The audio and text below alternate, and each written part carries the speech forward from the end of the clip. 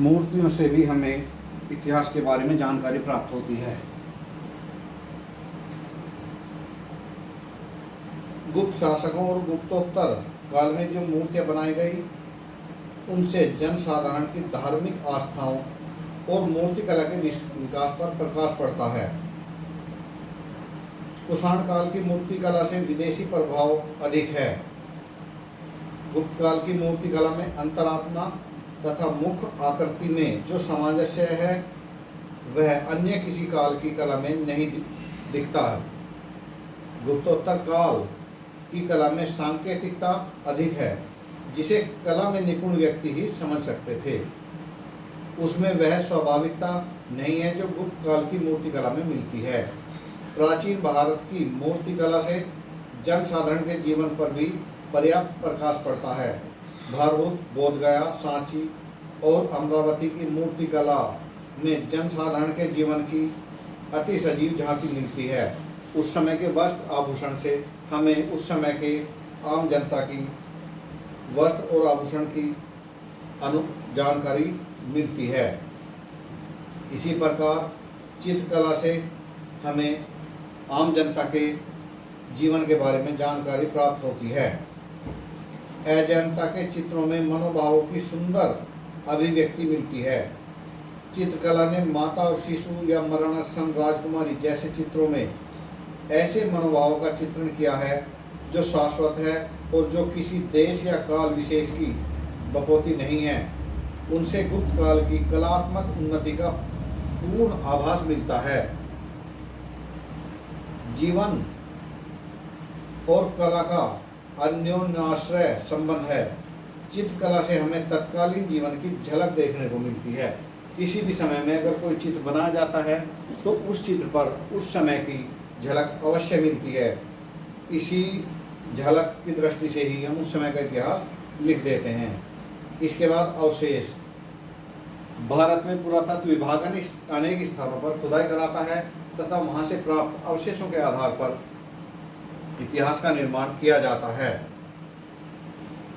भारत में भी स्थान स्थान पर खुदाइयां की गई। गंगा यमुना दोआब में सबसे नीचे की सतह पर गेरुए रंग के मृत भांड मिले हैं।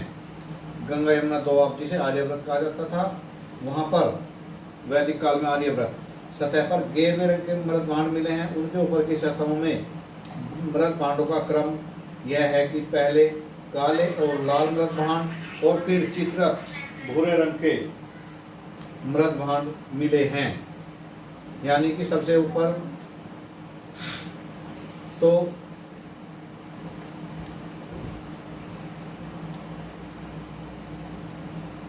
गेरुए रंग के, उसके ऊपर की सतहों में पहले काले, लाल और फिर चित्रित भूरे रंग के मृत भांड हैं। अवशेषों में जो मोहरें मिली हैं उनसे भी प्राचीन भारत का इतिहास लिखने में बहुत सहायता मिलती है। मोहनजोदड़ो में 500 से अधिक मोहरें मिली हैं।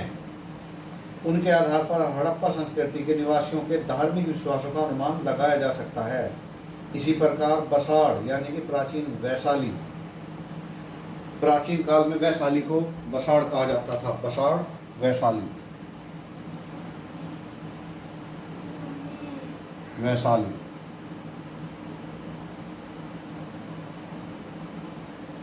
बसाड़ वैशाली में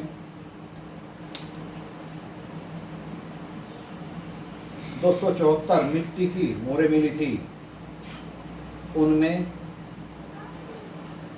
4वीं शताब्दी ईस्वी में एक ऐसी श्रेणी का पता लगा जिसके साहूकार, व्यापारी और माल ढोने वाले सभी प्रकार के सदस्य थे।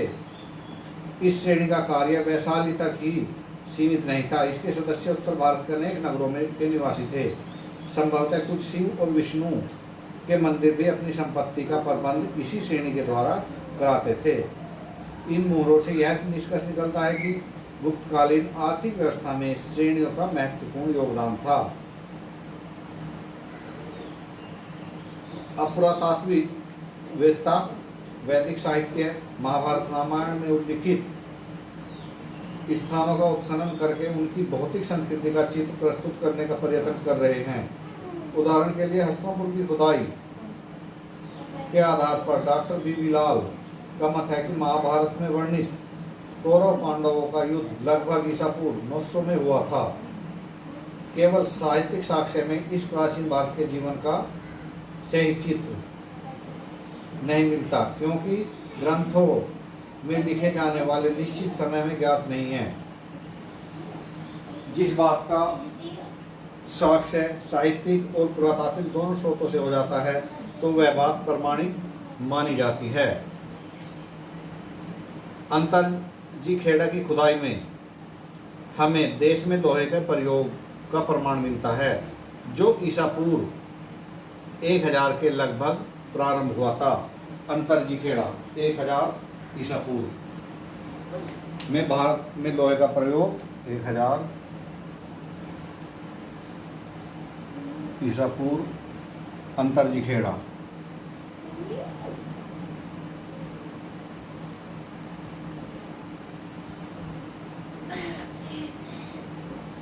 सबसे पहले लोहे का प्रयोग यहाँ पर हुआ था।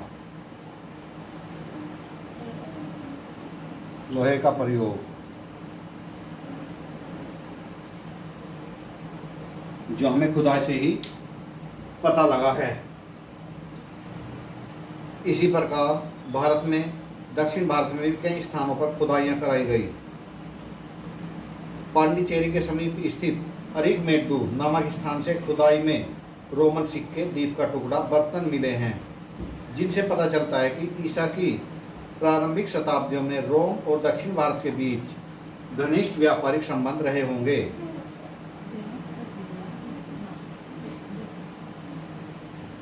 इसी के अलावा पतरकल, चित्तलदुर्ग, तालकाड़, हेलवीड, मास्की, ब्रह्मगिरी आदि से दक्षिण भारत के कुछ अन्य महत्वपूर्ण ऐतिहासिक स्थल का पता लगा है, जहां खुदाई भी हुई है।